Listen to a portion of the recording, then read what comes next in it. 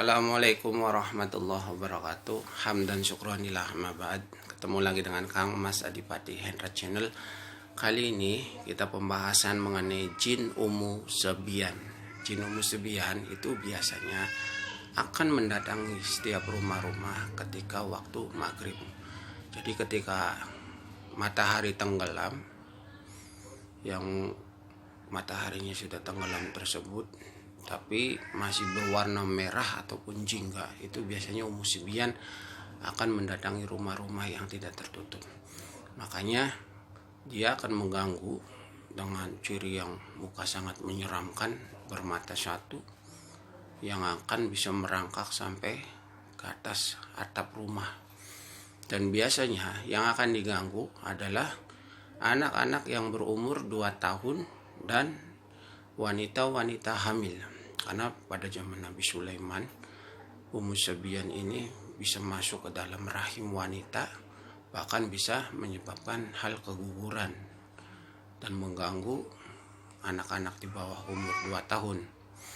Ciri dari anak-anak umur 2 tahun yang telah mengalami gangguan dari Ummu Zabyan, yaitu yang pertama, dia akan menangis tapi tidak mengeluarkan air mata dengan memandang sudut-sudut rumah yang ada Ummu Zabyannya. Yang kedua, gigi akan terasa gemeretak kalau tidur.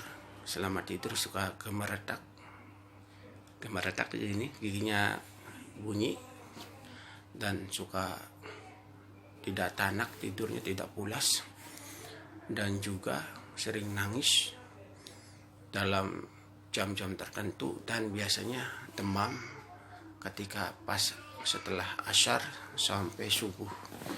Itu salah satu ciri-ciri dari anak yang mengalami gangguan dari Ummu Zabyan. Dan sedangkan perempuan hamil yang sedang mengalami gangguan Ummu Zabyan itu biasanya di bagian punggung akan terasa sakit berat, dan di bagian dada suka sesak seperti orang ditindih, suka mimpi buruk, dan biasanya dari gangguan tersebut ada perasaan orang yang mengikuti.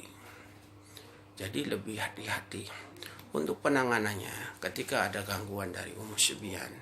Yang pertama, ketika anak menangis histeris tapi tidak keluar air mata, usahakan posisi telungkupan.